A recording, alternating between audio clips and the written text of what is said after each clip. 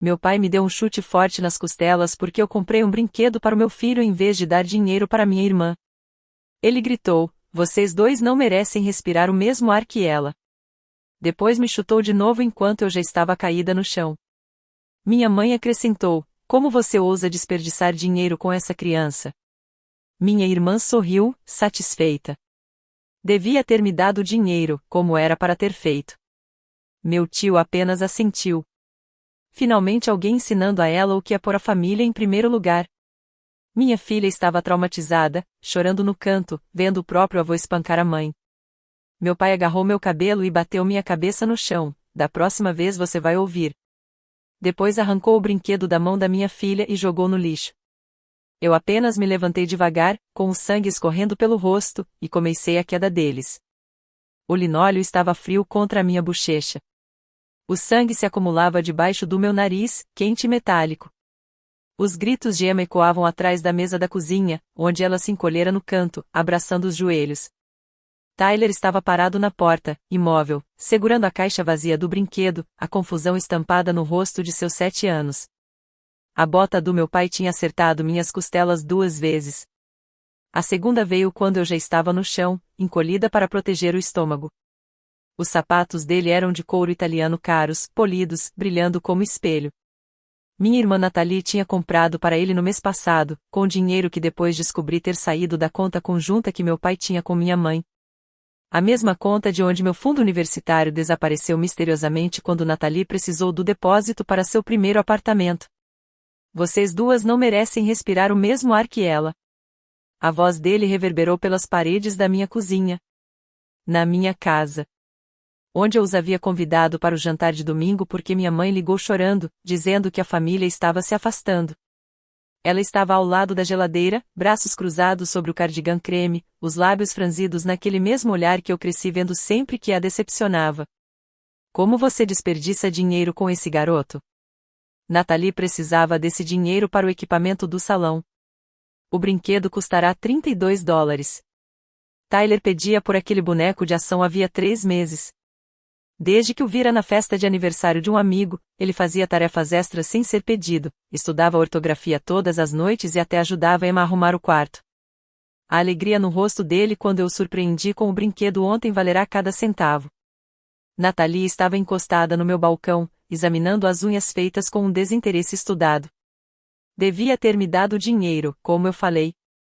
Te disse semana passada que precisava de 300 para as novas cadeiras do salão."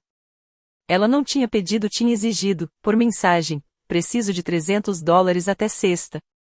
As cadeiras vão entrar em promoção." Sem por favor. Sem explicação. E, claro, sem reconhecer que eu também tinha contas, também tinha filhos, também tinha vida.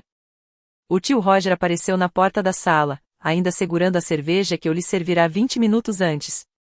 Ele assentiu devagar, o pescoço grosso formando pregas. Finalmente alguém ensinando a ela o que é família em primeiro lugar. Sua irmã sempre foi egoísta. A ironia de Roger chamar alguém de egoísta seria até engraçada se minha visão não estivesse turva. Se Emma não estivesse ofegante no canto. Se Tyler não estivesse encarando o avô com um olhar que provavelmente precisaria de anos de terapia para se desfazer. A mão do meu pai se enroscou no meu cabelo. Ele puxou para cima, meu couro cabeludo ardendo, e então minha cabeça voltou com força ao chão quando ele me bateu de novo. Algo no meu nariz estalou. Sangue fresco jorrou quente e espesso. "Da próxima vez você vai ouvir." Os gritos de Emma aumentaram. Com a visão turva, observei meu pai avançar em direção ao canto dela. Ela recuou desesperada, mas não havia para onde fugir. Ele passou por ela e pegou o boneco de ação que Tyler tinha deixado na cadeira, ainda embalado. Tyler queria mantê-lo perfeito, cuidadosamente colocado na prateleira antes de descer para o jantar. Os dedos grossos do meu pai rasgaram o papelão e o plástico. Ele caminhou até a lixeira e empurrou o brinquedo com força, esmagando-o entre restos de comida e guardanapos usados. Tyler soltou um som que parecia de animal ferido. O chão parecia inclinar-se enquanto eu me levantava. Minhas mãos deixaram marcas de sangue no azulejo branco. Cada respiração cortava minhas costelas como facas. Algo definitivamente estava quebrado ou rachado. Meu rosto pulsava em ritmo com meu coração, mas minha mente estava clara, cristalina. Levantei-me devagar, de maneira deliberada. O sangue escorria pelo meu queixo, pingando na blusa aquela que eu tinha passado a ferro cuidadosamente naquela manhã porque minha mãe sempre comentava quando eu parecia desleixada. Todos me observavam, esperando lágrimas, provavelmente esperando desculpas, esperando que eu prometesse melhorar, colocar Nathalie em primeiro lugar, lembrar meu lugar na hierarquia familiar. Eu sorri. O sangue nos meus dentes deixava o sorriso grotesco, pelo olhar pálido da minha mãe. Gabi, minha avó saiu firme, apesar do gosto de ferro inundando a boca. O que você disse? O rosto do meu pai se contraiu, aquele prelúdio familiar de mais uma explosão. Saia da minha casa. Nathalie riu, afiada e cruel. Ah, agora ela tem coluna. Um pouco tarde, não acha? Peguei meu celular no bolso. Minhas mãos estavam firmes, estranho considerando a situação. Abri o aplicativo de segurança graças ao desbloqueio por reconhecimento facial e virei a tela para eles. Vê aquela câmera? Aqui está acima dos armários. Está gravando desde que vocês chegaram.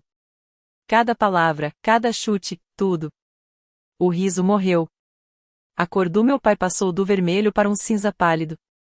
O tio Roger ajeitou a barba cuidadosamente, de repente muito interessado no chão. Isso é ilegal. A voz da minha mãe subiu uma oitava.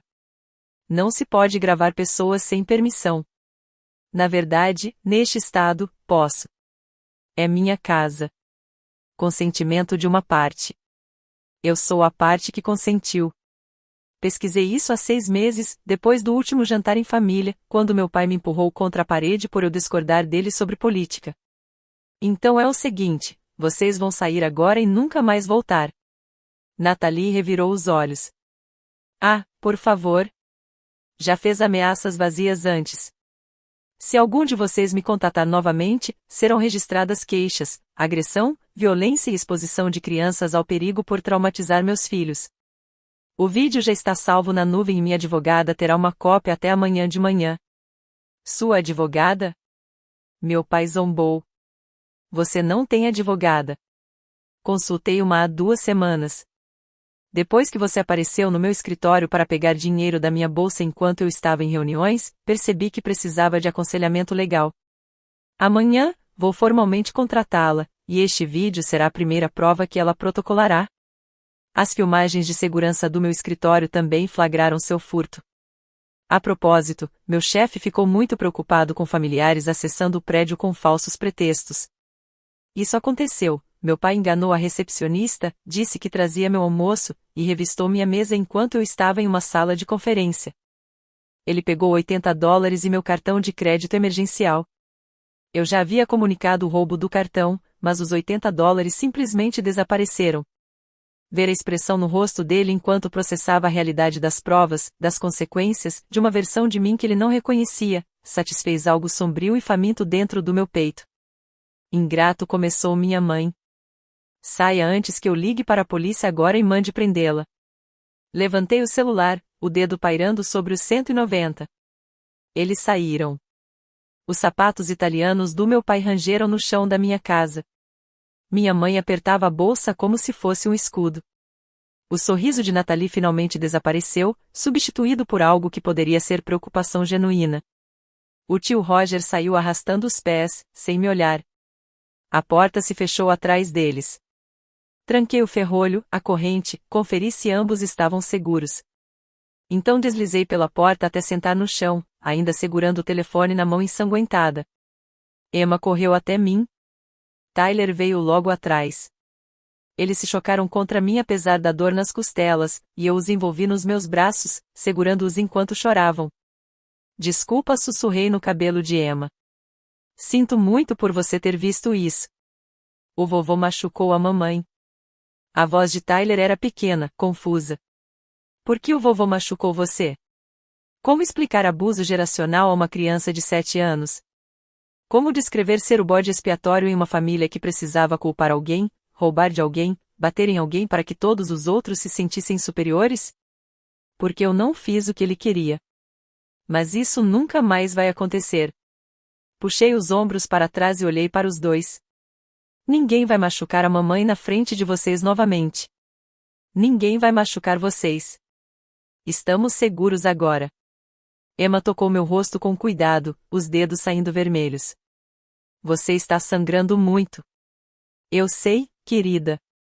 Vamos para o hospital. A médica do pronto-socorro era uma mulher cansada, na casa dos 50, que claramente já tinha visto casos de violência doméstica. Ela examinou minhas costelas com eficiência gentil, fez raio-x do meu rosto e limpou os cortes. 2 costelas fraturadas, nariz quebrado e concussão. Ofereceu-me contatos de abrigo para mulheres, recursos de violência doméstica e assistente social. Foi meu pai, expliquei, subitamente exausta. Não meu marido. A expressão dela não mudou. Não importa a quem bate. Os recursos são os mesmos. Ela tinha razão. Peguei todos os papéis, dobrei cuidadosamente e os adicionei à pasta que estava formando na minha mente: provas, documentação, evidências. Kevin nos encontrou no hospital. Meu marido estava fora da cidade a trabalho, não voltaria até terça-feira. Ele entrou na sala de exames, olhou para o meu rosto e ficou pálido. Quem? Disse, palavra única, voz baixa e tom perigoso.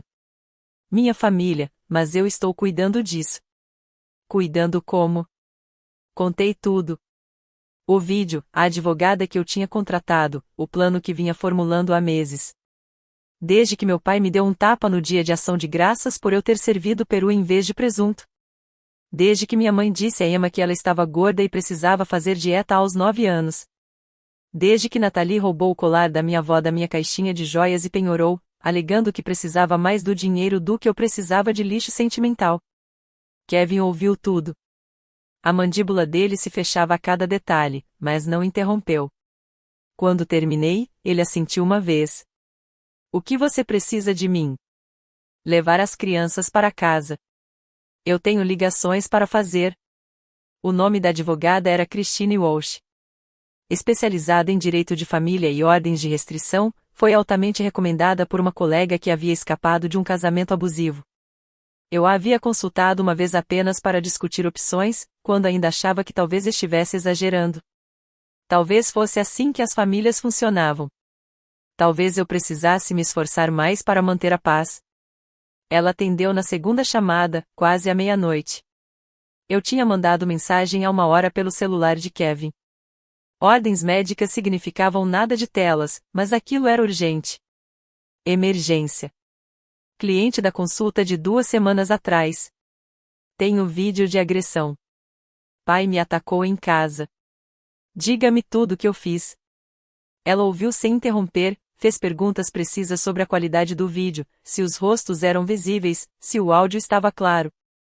Sim para tudo. A câmera que eu instalei era de ponta, escondida em um objeto decorativo acima dos armários que pareciam suporte de plantas. Ninguém a percebeu. Envie-me o vídeo hoje à noite.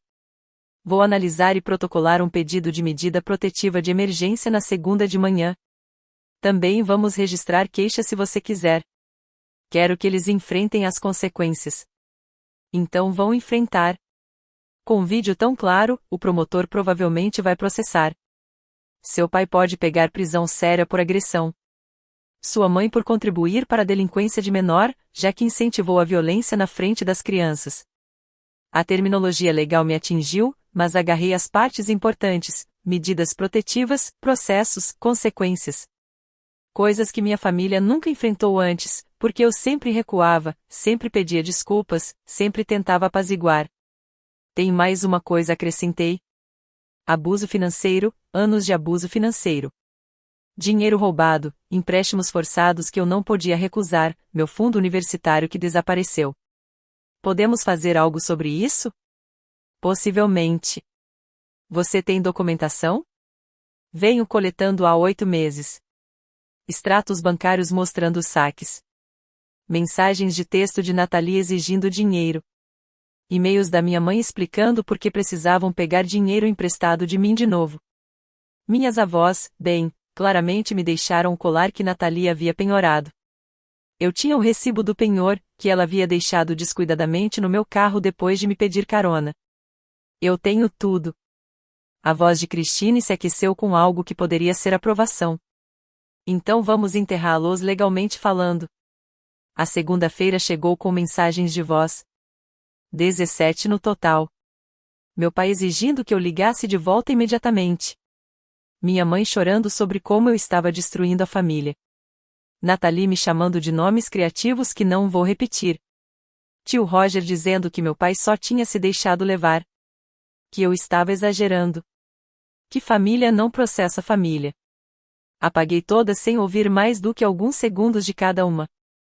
Christine me avisara, eles iriam tentar me manipular, me culpar, me ameaçar. E ela estava certa. As ordens de restrição foram protocoladas às 10 horas. Ordens emergenciais concedidas ao meio-dia. A audiência marcada para a semana seguinte.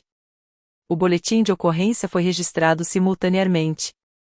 Uma policial veio à minha casa para colher meu depoimento e as provas em vídeo. A oficial Jennifer Madina assistiu às imagens sem expressão. Quando a bota do meu pai acertou minhas costelas pela segunda vez, algo brilhou nos olhos dela. Raiva, talvez. Ela provavelmente já tinha visto coisas piores, mas claramente aquilo a afetou. Seu pai vai ser preso ainda hoje, disse, fechando o laptop. Sua mãe provavelmente não enfrentará acusações criminais, a menos que o promotor considere a questão da exposição das crianças ao perigo, mas a ordem de restrição vai mantê-la longe de você e das crianças. E minha irmã? Perguntei. Ela não te agrediu fisicamente, mas será incluída na ordem de restrição. Contribuiu para o ambiente hostil e fez ameaças. O sorriso de Nathalie, sua crueldade casual, a forma como ela gostava de ver seu pai te machucar. Sim, ela merecia ser incluída. Ao anoitecer, meu pai já havia sido preso. A foto da ficha criminal apareceu no site de notícias local. Nossa cidade era pequena o suficiente para que prisões virassem notícia, especialmente quando envolviam um suposto empresário respeitável sendo acusado de agressão grave. A seção de comentários se encheu de choque de pessoas que conheciam meu pai como voluntário da igreja, patrocinador de ligas infantis, membro proeminente da comunidade. Ninguém sabia o que acontecia por trás das portas fechadas. Ninguém sabe até alguém finalmente abrir essas portas e deixar a luz entrar. A audiência preliminar ocorreu em 72 horas, como exigido por lei. O advogado do meu pai era caro, carismático, do tipo que protege pessoas com o dinheiro das consequências de suas ações. Ele pediu fiança baixa, citando os laços do pai com a comunidade, obrigações comerciais e ausência de antecedentes criminais. Diana Torres, a promotora responsável pelo caso, rebateu com as provas em vídeo a gravidade das lesões e a presença de crianças menores durante a agressão. Argumentou que meu pai era risco de fuga, dado o tempo de prisão que enfrentaria. O juiz assistiu a parte do vídeo. Sua expressão não mudou, mas algo endureceu ao redor dos olhos dele. A fiança foi fixada em $50.000, alta o suficiente para ser punitiva, baixa o suficiente para ser tecnicamente alcançável. Meu pai não conseguiu pagar a fiança imediatamente. Normalmente, uma fiança de 50 mil exigiria o valor total em dinheiro ou um fiador cobrando 10%, $5.000. Mas os ativos líquidos do meu pai eram mínimos. O dinheiro dele estava preso em estoque de negócios, equipamentos, contas a receber.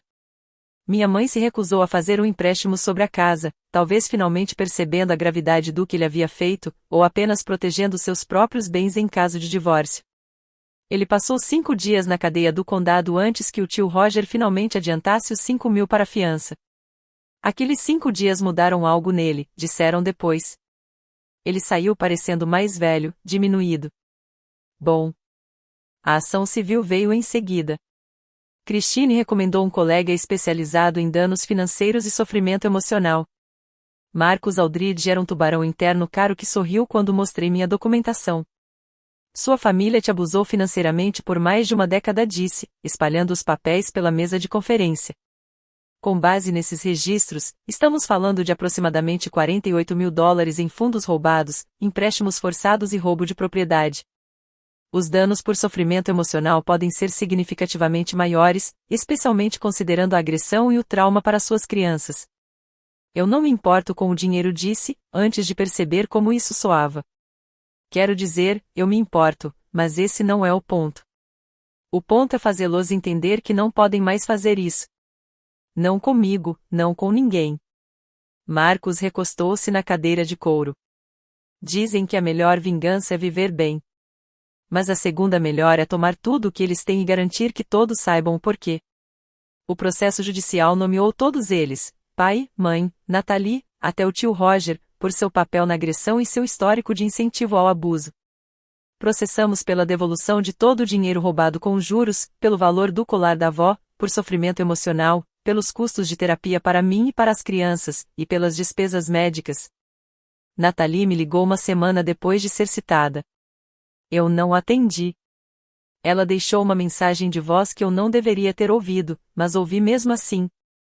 Você realmente vai nos processar. Sua própria família, por quê? Alguns dólares aqui e ali. Você está louca. Sabe quanto isso vai custar, papai? Só as taxas legais poderiam falenciá-lo. E por quê? Porque ele te disciplinou. Você sempre foi dramática demais. É por isso que ninguém gosta de você. É por isso que você nunca se encaixou. Tentamos te incluir, tentar te ajudar a entender como a família funciona, mas você é egoísta demais para perceber. Você está morta para mim. Morta para todos nós. Espero que esteja feliz. Guardei a mensagem de voz. Enviei para Marcos. Ele adicionou à pilha de evidências.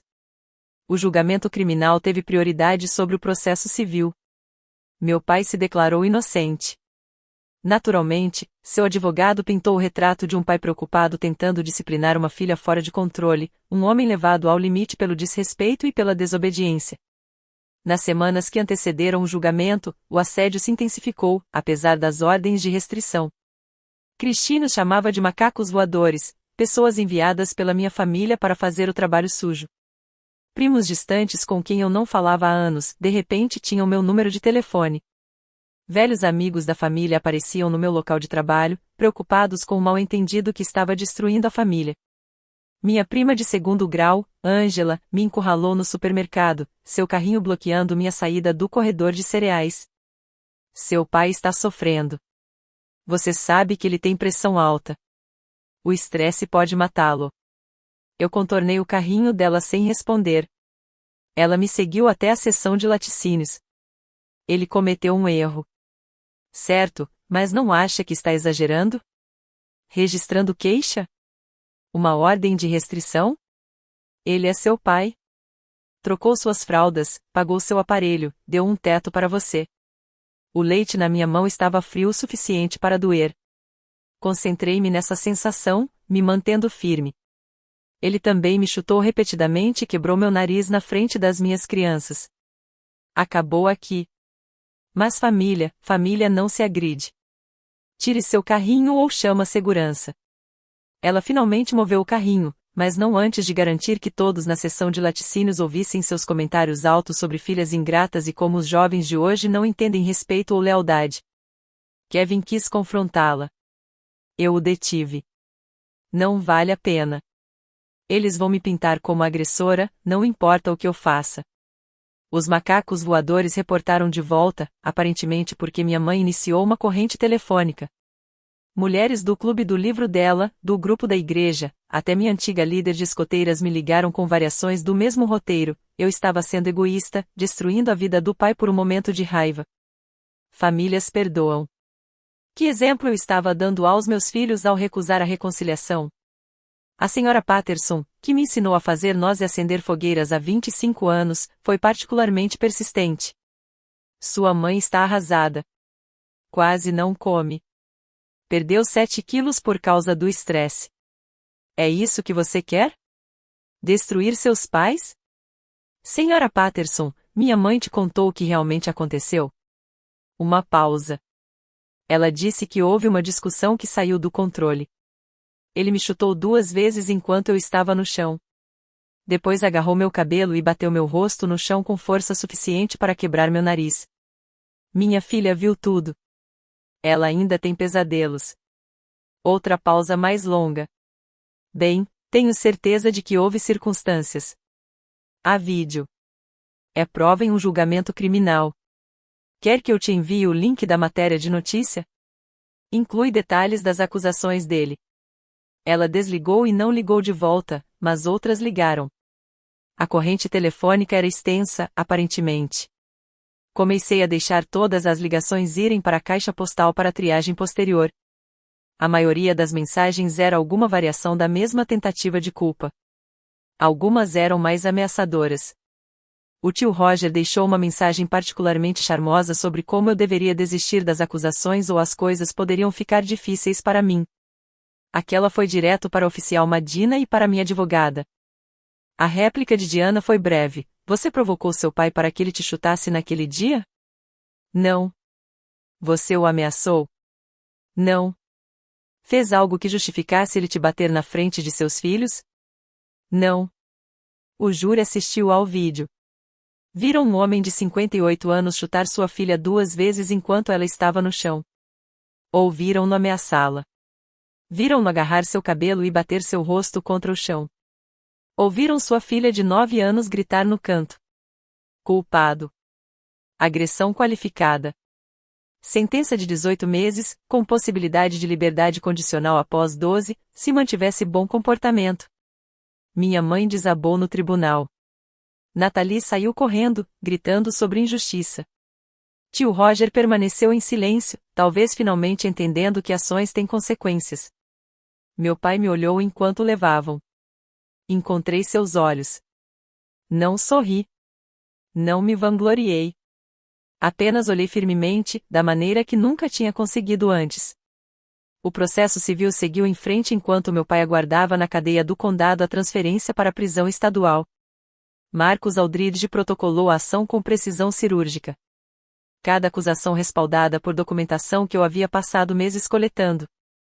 Primeira acusação: roubo e apropriação indevida de fundos totalizando $48 mil ao longo de 12 anos.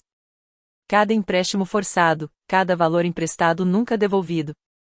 Cada vez que vasculharam minha bolsa ou conta bancária, eu tinha registros de tudo. Isso incluía os $80 e o cartão de crédito que meu pai havia roubado do meu escritório. Roubo pequeno inserido em um padrão muito maior. Segunda acusação: apropriação de propriedade herdada. O testamento da minha avó me deixava especificamente seu colar de opalo avaliado em $3.200. Nathalie o pegou do meu porta-joias e penhorou por $800. Eu tinha o recibo do penhor, o testamento e a mensagem de texto de Nathalie se gabando do dinheiro rápido que conseguiu. Terceira acusação: danos emocionais e infligir intencionalmente sofrimento emocional. Os anos de abuso verbal, manipulação, de fazer de mim o bode expiatório. Mais difícil de provar, mas apoiado por mensagens de texto, correios de voz e depoimentos de amigos que testemunharam tudo. Quarta acusação: agressão e violência. A condenação criminal tornou esse ponto direto. Meu pai era legalmente responsável pelas minhas despesas médicas e pelo sofrimento físico e emocional.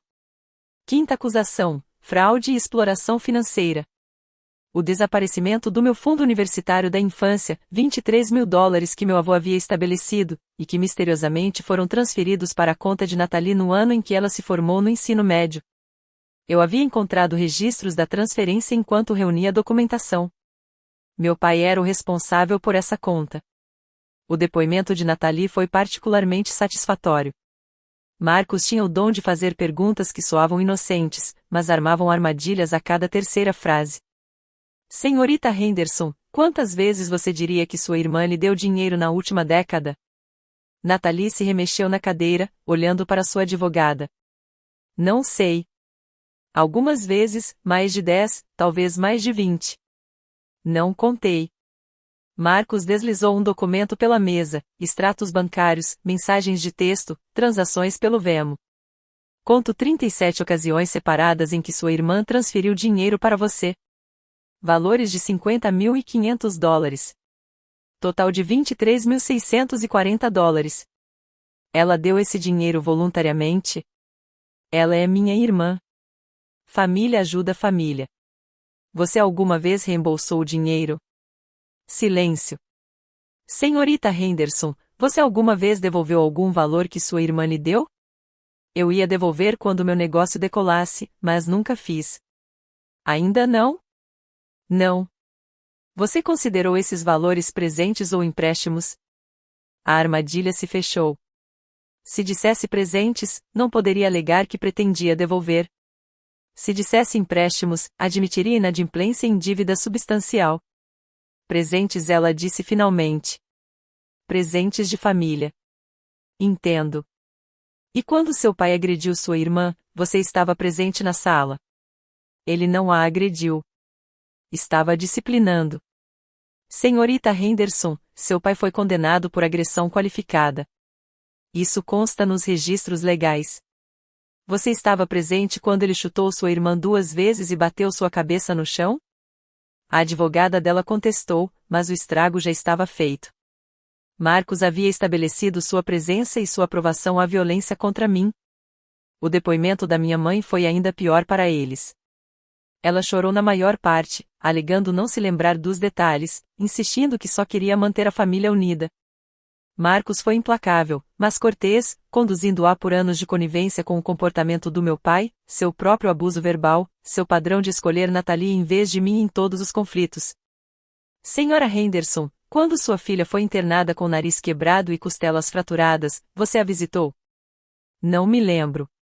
Não se lembra se visitou sua filha no hospital depois que seu marido a colocou lá? Foi uma época confusa. Os registros do hospital não mostram visitantes com seu nome. Os registros médicos da sua filha indicam que ela listou o marido como contato de emergência, e não você. Por quê? Minha mãe enxugou os olhos com um lenço. Ela sempre foi independente. Não queria minha ajuda. Ou talvez não confiasse em mim para ajudá-la. As transcrições dos depoimentos se tornaram parte do processo civil. Marcos as utilizou para construir uma narrativa de abuso sistemático, exploração financeira e completa ausência de remorso por parte da minha família. Tio Roger tentou evitar seu depoimento completamente. Alegou compromissos de trabalho, problemas de saúde, compromissos prévios. Marcos conseguiu uma ordem judicial obrigando sua presença.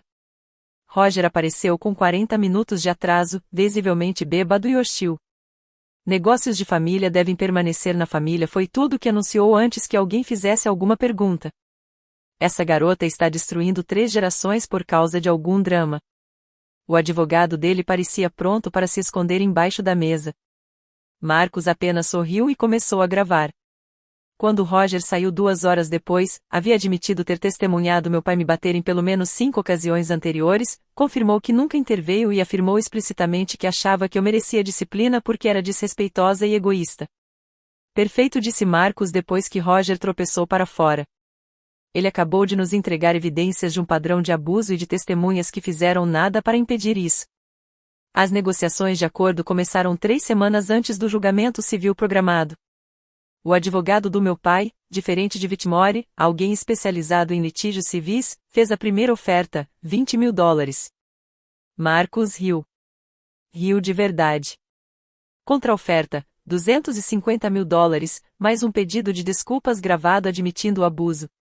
Meus clientes não vão se desculpar por nada. Então nos vemos no tribunal. Com a condenação criminal, as transcrições dos depoimentos e 12 anos de abuso financeiro documentado, estou confiante de que o júri concederá um valor significativamente maior do que estou pedindo. O advogado ficou pálido. Ele sabia que Marcos tinha razão. Os júris civis do nosso condado tendiam a favorecer fortemente as vítimas de abuso, especialmente quando crianças estavam envolvidas. Segunda oferta, 45 mil. Sem pedido de desculpas. Marcos, 200 mil, tira o pedido de desculpas da mesa, já que seus clientes claramente não têm integridade para isso. Terceira oferta, 60 mil. Marcos, encerramos a negociação. Nos vemos no tribunal. Ele saiu da mediação. Eu o segui, confiando em sua estratégia, mesmo que 60 mil fosse mais dinheiro do que eu jamais tinha visto de uma vez. Eles vão voltar, ele me assegurou no estacionamento. Não podem arriscar um julgamento com júri. A publicidade sozinha destruiria o que restou da reputação do seu pai. E Roger não vai colocar dinheiro real para um julgamento longo. O sistema de apoio deles está desmoronando. Ele estava certo. A oferta final chegou no dia seguinte, $75.000 pagos integralmente em 30 dias. Todas as partes deveriam assinar acordos de confidencialidade proibindo a discussão do caso ou dos termos do acordo. Sem nada, disse a Marcos, não serei silenciada sobre o que eles fizeram. Ele negociou isso fora. Eles queriam desesperadamente o nada. Minha mãe especialmente, que havia sido ostracizada de seus círculos sociais, do clube do livro e até do grupo da igreja. Mulheres que haviam sido suas amigas por décadas pararam de retornar ligações assim que os detalhes do abuso se tornaram públicos. O nada permitiria que ela alegasse que tudo foi exagerado, que resolvemos discretamente porque eu havia sido irracional. Sem ele, a verdade permaneceria nos registros públicos.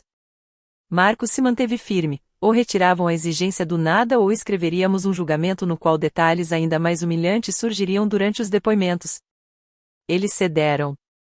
O acordo foi finalizado numa quinta-feira à tarde, em uma sala de conferência que cheirava a café velho e desespero. Meu pai estava representado por seu advogado. Ele ainda estava na prisão. Minha mãe permaneceu rígida na cadeira, recusando-se a me olhar. Nathalie lançou olhares de ódio o tempo todo.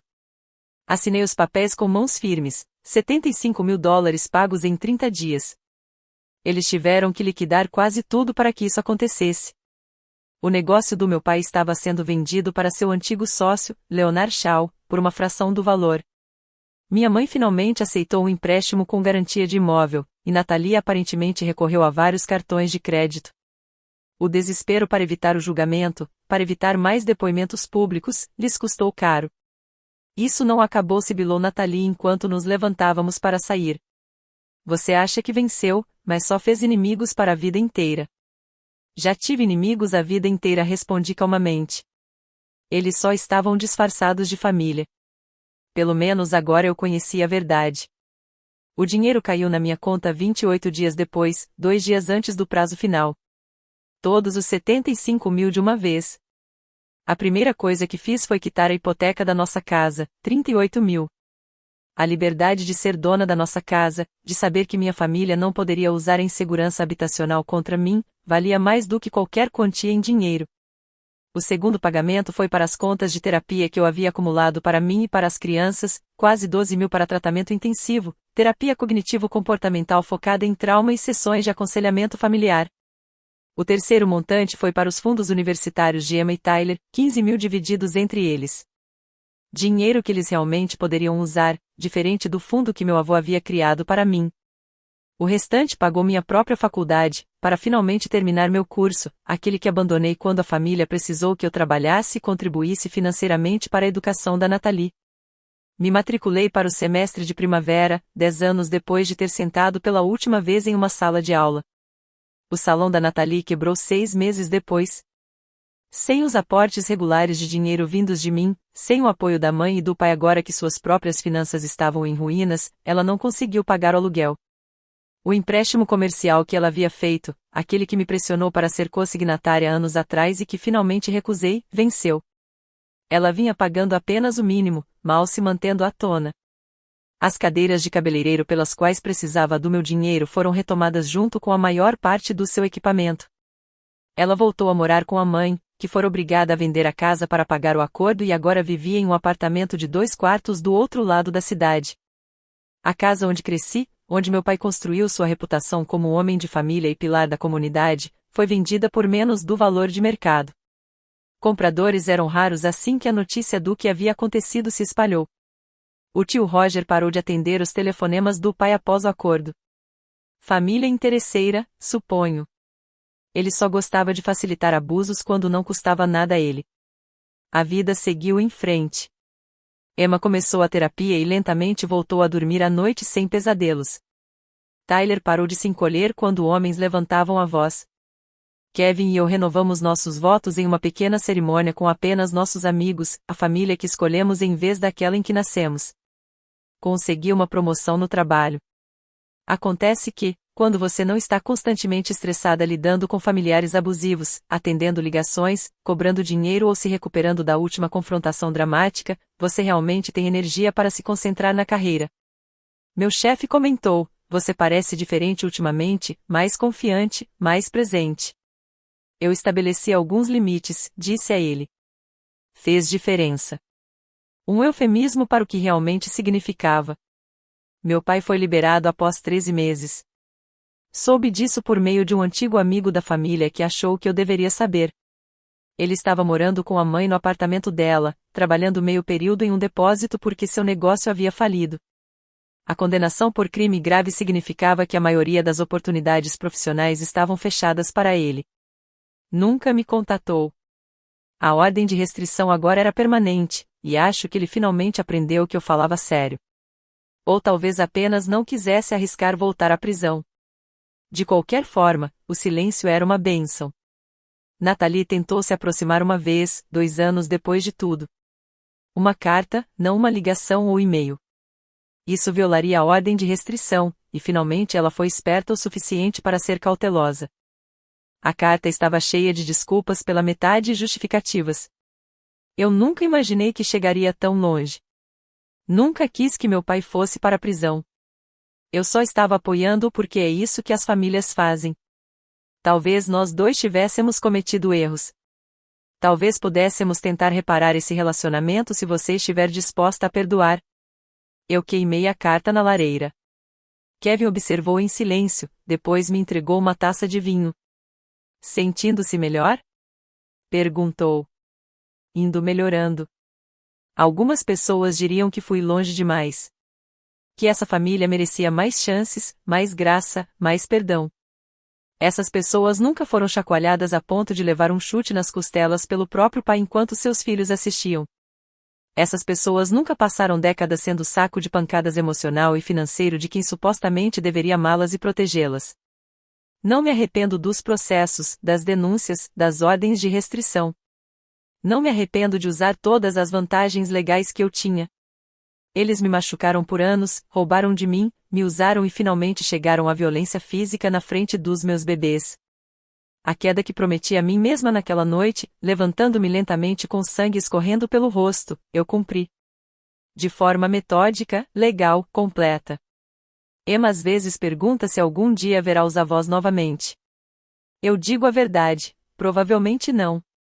Ela parece mais aliviada do que triste. Tyler mal se lembra deles agora, o que talvez seja melhor. Construímos uma nova vida, mais leve, mais tranquila, cheia de pessoas que nos tratam com respeito e bondade. Os jantares em família acontecem com os pais de Kevin, que ficam horrorizados com o que minha família fez e se esforçam para mostrar aos meus filhos como é uma relação saudável com os avós. Às vezes ainda tenho pesadelos sobre aquele dia. O impacto da bota do meu pai. O som do meu nariz quebrando. Os gritos da Emma. Mas agora eles são menos frequentes, desaparecendo como cicatrizes antigas. Na semana passada, comprei para Tyler uma nova figura de ação. A mesma que meu pai jogou no lixo, embora tivéssemos que pedir online, já que não estava mais à venda. Tyler olhou para ela por um longo momento, depois a retirou cuidadosamente da embalagem. Posso brincar com ela? Perguntou. Claro. Para isso servem os brinquedos. Ele sorriu. Um sorriso de verdade, daqueles que chegam aos olhos, e começou a inventar histórias elaboradas sobre batalhas espaciais e resgates heróicos. Emma se juntou a ele, acrescentando seus próprios personagens à narrativa. Eu os observei brincar, esses pequenos humanos resilientes que haviam testemunhado algo que nenhuma criança deveria ver e, de alguma forma, estavam encontrando o caminho de volta para a alegria e a segurança. Kevin sentou-se ao meu lado, sua mão encontrando a minha. Você fez a coisa certa, disse em voz baixa, cuidando deles, cumprindo sua palavra. Muitas pessoas não conseguiriam fazer isso. Talvez ele estivesse certo. Ou talvez eu simplesmente tenha finalmente chegado ao ponto em que a dor de ficar era maior do que a dor de sair. Onde proteger meus filhos importava mais do que manter uma fachada de unidade familiar. De qualquer forma, eu estava livre. Eles estavam livres. E se isso me transformasse na vilã da história da minha família, a filha ingrata, a irmã vingativa, a destruidora da paz familiar, então eu carregaria esse rótulo com orgulho. Melhor ser a vilã na história de outra pessoa do que a vítima na sua própria.